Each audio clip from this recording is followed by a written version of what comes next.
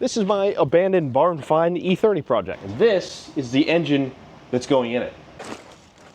Who knows what kind of creatures are living in there. Yeah. I think it's time to get back to work on it. I bought this 1984 318i a few years ago after it had been sitting for decades. After I got it strapped up, I towed it back home with the diesel ZR2, unloaded it, and got it in the garage, or at least attempted to.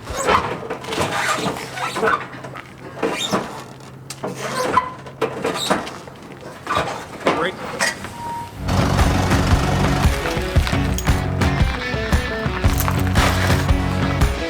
Anything you set your mind to. Anything. Afterwards, it was time to get to work. I needed to clean off all the dust that had collected over this thing over the decades, and then I completely stripped down the engine bay and started prepping it for paint.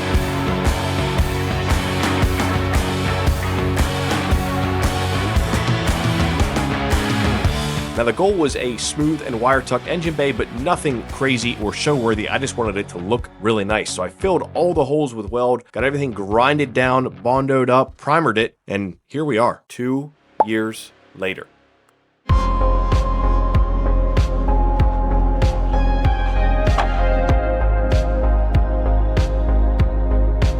Unfortunately, this E30 has taken a backseat to all the other projects on the channel, but that's all going to change right now. Yeah, there's some mouse crap in there. That's a good sign.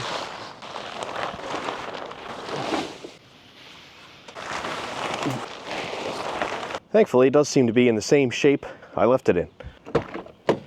Just with a couple more insects living on the inside. Whew, I gotta let this thing air out.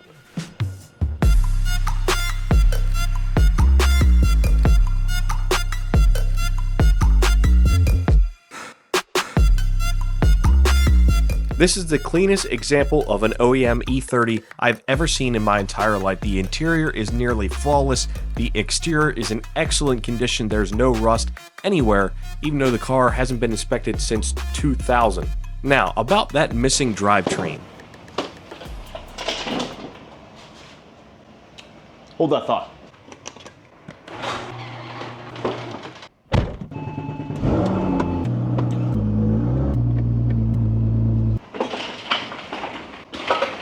Now this car is indeed a project. This engine is a project, but has a lot of potential. This is a fully built S50 from an E36 M3. It was in my E36 and boosted. Actually made 670 wheel horsepower, but I did pop a head gasket, which is decently common on these cars. But it's got Wiseco pistons, Eagle rods, it's lowered compression, built for boost. This is a great foundation for this car. And wait till a little later in the video where I show you, well, just how this car is gonna make a lot more power.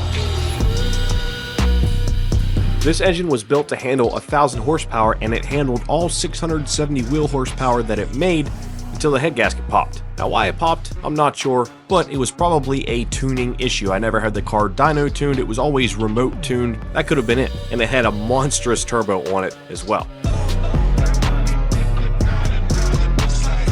So if you are new to the channel, as far as the other projects that have been taking up time instead of this one, well, they mainly involve my 997 turbo and 996 turbo. But with both of them nearing completion, it's really time to buckle down and do some work on the E30.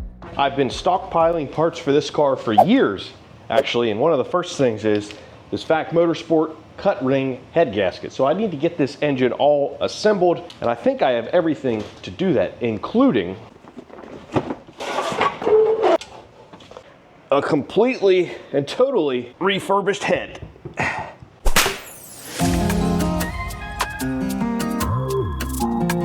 This is pretty much a stock, refresh, cleaned and decked head. You don't really need to do anything crazy on these cars, especially when you're adding boost. The head is completely prepped and ready to go, other than me just basically cleaning off some dirt and debris and dust. The engine block, however, I need to clean up that whole surface to get ready to mate this thing to it. And we're gonna hold it all together with some ARP 2000 head bolts and studs. I did forget that there are engine parts still in the trunk of this car, and the trunk is not currently easily accessible. I think as long as I don't get attacked by any wild animals, I'll be happy. Oh yeah, I have all sorts of goodies in there. E34 M50 oil pan. I can't get the stuff out. I've got all the timing and other parts in here. that I'm obviously gonna need. One problem is I don't remember how any of this stuff goes back together. Here's the old head gasket. You could see right there. Yeah, that'll cause a massive compression leak. It's kind of funny that I kept that around, actually. Oh, look at me. I even labeled these exhaust and intake. Good for me.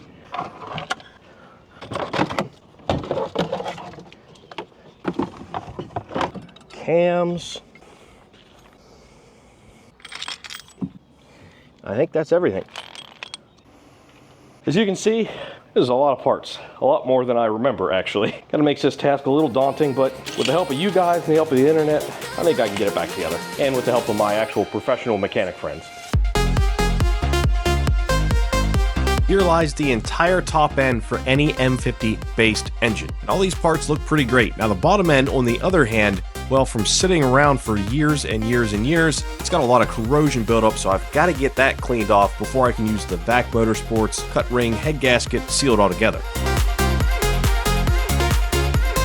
Now, what is a cut ring head gasket, you ask? Well, it's essentially a regular head gasket, but it has rings that go around each cylinder that cut into the head. It doesn't cut into the block, it sits flat on the block, and as you cinch the head down, it cuts into it, basically creating an unbreakable seal between the block and the head in the combustion chambers. Now, this is a newer way of doing things, as back in the day, you would cut grooves into the block or grooves into the head and then use copper wire or some other type of wire, and it did essentially the same thing. Now, that was a lot more tricky. It took a lot more work. Nowadays, you can simply slap the head gasket on there with the cut rings, cinch it down, and it's going to create the grooves themselves. So with that being said, let's start working on getting this block cleaned up, because it's going to need a lot of tedious, time-consuming work.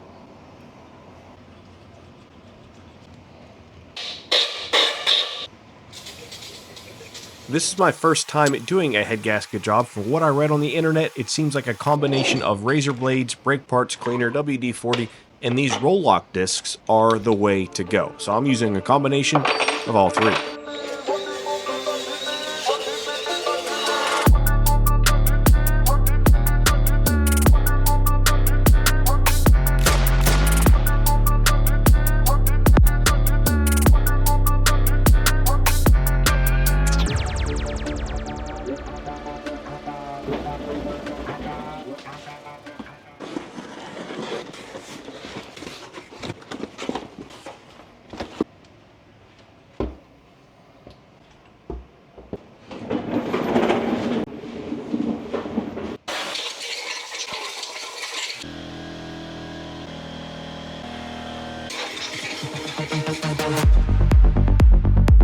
The block is absolutely as clean as I could possibly get it without taking it to a machine shop. I think it looks pretty good. Any flaws that you may see you can't actually feel, it's just what the metal simply looks like. Now the head has obviously been decked and it's cleaned and blown off. It's time to get the head gasket on the block and marry these two together. We're almost ready for assembly. I've got some old bolts here because I don't want to run the new ARPs in there, and I don't have the right size taps. So I'm just basically going to make sure that these bolts thread in nice and easily all the way to the bottom. And that one does. Perfect. Outstanding. I'm just going to do it for each one of these. And if you're looking at the boards, you can probably see it in the B-roll, like marks here, a tiny bit there. You literally can't even feel it. I assume it's just some stains because the engine sat for a while, but when I rotated it over, it rotates so smoothly, it feels excellent. The threads all cleaned up nice. There was one that gave me a little bit of trouble, but in the end it ended up perfect. So we can finally assemble the head gasket with the cut rings.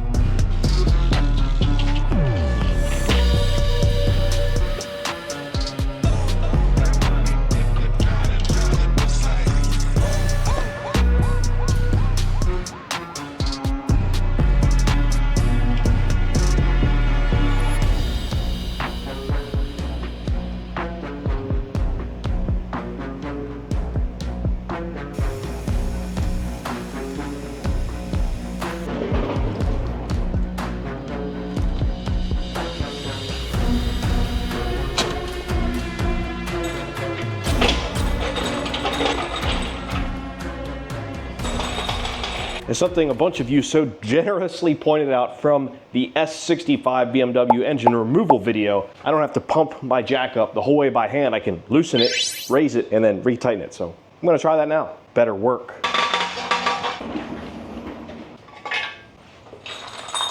Problem is, it's freaking heavy. Ugh. All right, let's see. Well, it got me like a couple feet, I guess. Sort of worked. Not really that impressed. I guess it saved me about a minute worth of pumping.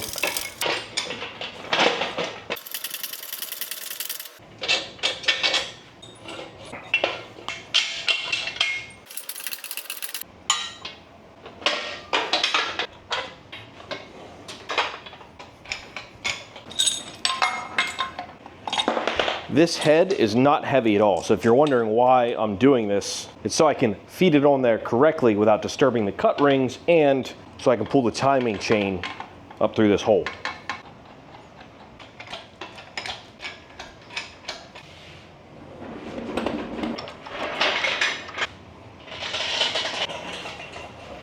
All right, that's not bad. One. This is extremely nerve-wracking. You really only get one shot at this. Oh, that was aggressive.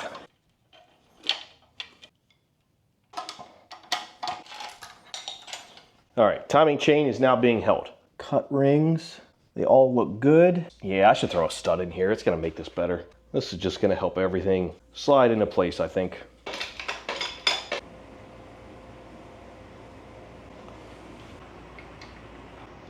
There we go. As you watch this, you can see basically any minute disturbance in this block or head will knock the cut rings out of place. So you gotta be really gentle with this. You gotta either have two people with steady hands or an engine hoist. I think we're in, boys. Oh yeah, that head is completely flat on there. Excellent. Cool, that makes me feel good.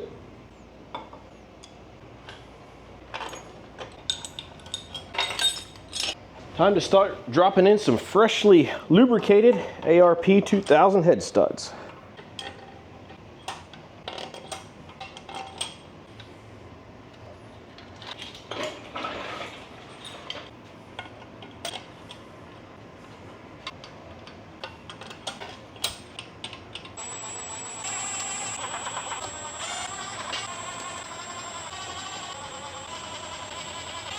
All right, next up, freshly lubed washers on every stud.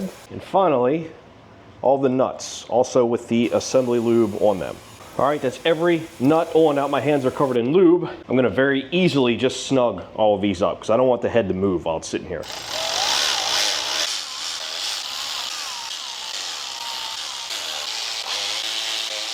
It's also a good way to confirm that everything is just going together smoothly. Now it's time to torque. And for that, I need, well, my torque wrench, and I need the torque sequence, because we got to do it in order. 1 to 14 at 50, and then 1 to 14 at 75. Shout out Quinn Clark from Throttle. This is an old video, but it's quite helpful.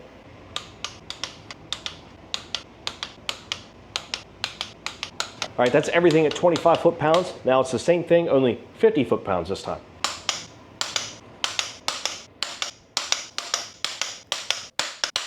And now we're getting big boy numbers at 75 foot-pounds all around, 14 times. This is where the engine stand's gonna really start wanting to move.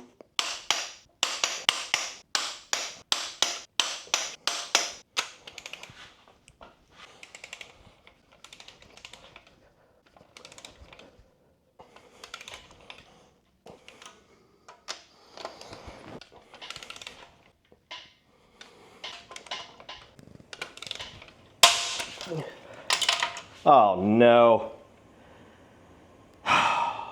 Literal worst case scenario. How did that snap? Fuck. I don't really have any words, guys. I don't know how it happened. It was going so smoothly. Hopefully I can get that stud out and it's not super wedged in there. I don't have words.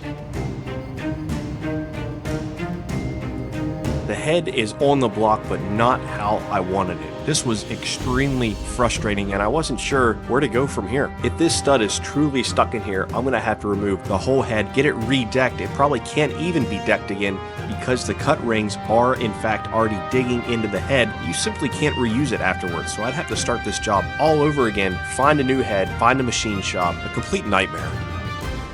My only saving grace is gonna be if I can get this stud out decently easily. 'Cause otherwise, I'm gonna have to start this job all over. Oh, it's turning. Oh, it's spinning. Oh, whew, okay. Crisis avoided. Whew. It's no longer worst case scenario. Why did that happen though?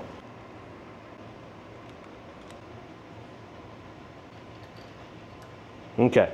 Everything's fine. Everything's fine. I got it out. The question is, why did it happen? I don't know. I don't know if I can order just one stud or if I got to order a whole new set.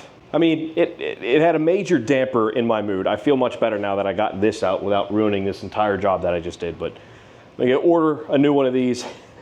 We'll be back briefly.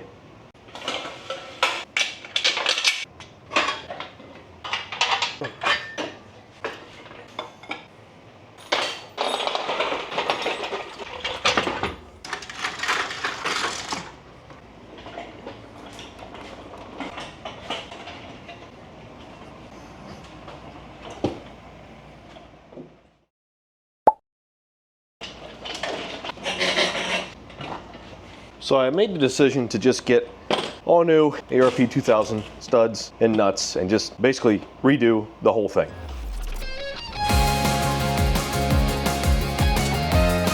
Now why the old stud snapped, I don't know. And if I didn't already mention it in this video, I reused the original ARP 2000 head studs from this engine. You can reuse these studs, making sure they are within spec.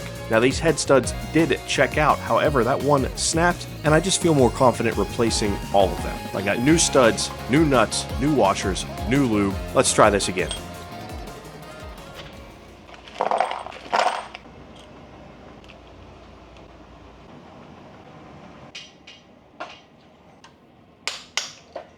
There's 50, and now for 75. Got it that time. Whew, that makes me feel better. I just need to, well, basically pull each stud out individually, put the new one in, lube it, and re-torque everything.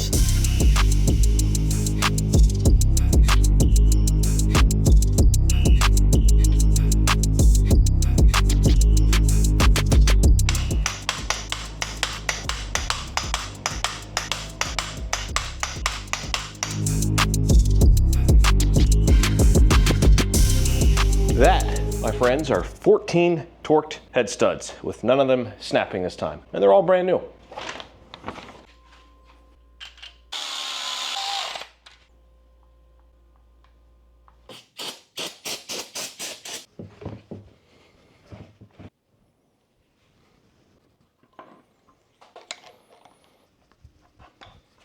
Now the key is to do this without all the lifters falling out. Ah. Got it. I have never done a head gasket job in my life. I have never timed an engine before in my life, so this is all completely new to me. I hope this goes a lot better than the S65 rod bearing job, because we all know how that turned out. But I spent a lot of time watching multiple YouTube videos, reading multiple articles from good known sources. I'm feeling good.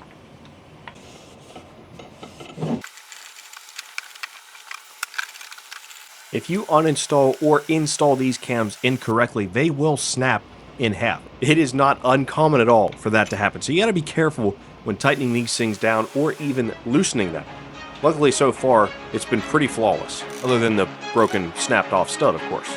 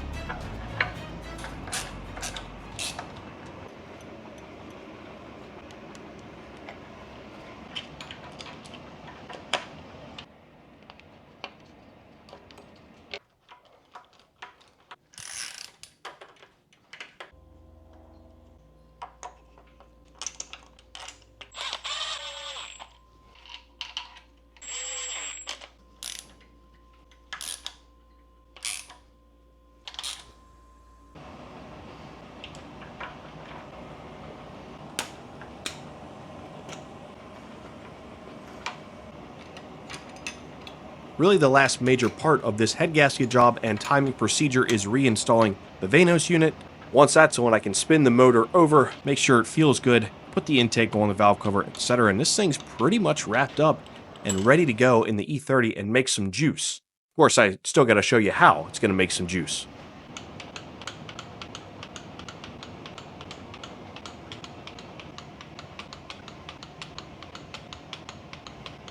I see I put this cap on facing the wrong direction, but I don't want to pull it off because it's got pressure on the valves, so it's going to want to push this up. So I'll wait till I get the engine completely timed, then I'll come back and flip this around.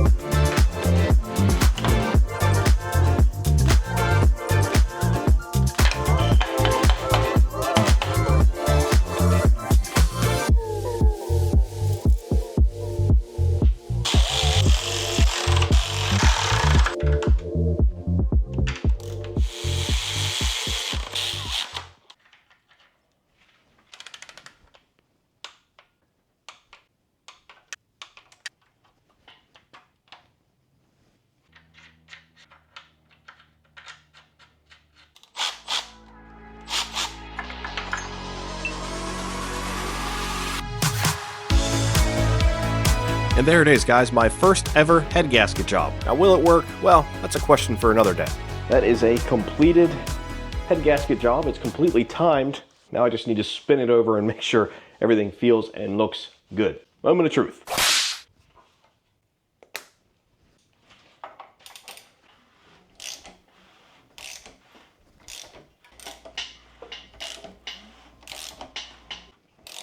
Well, that all feels wonderful, guys. Nice and smooth. Oh, that's excellent.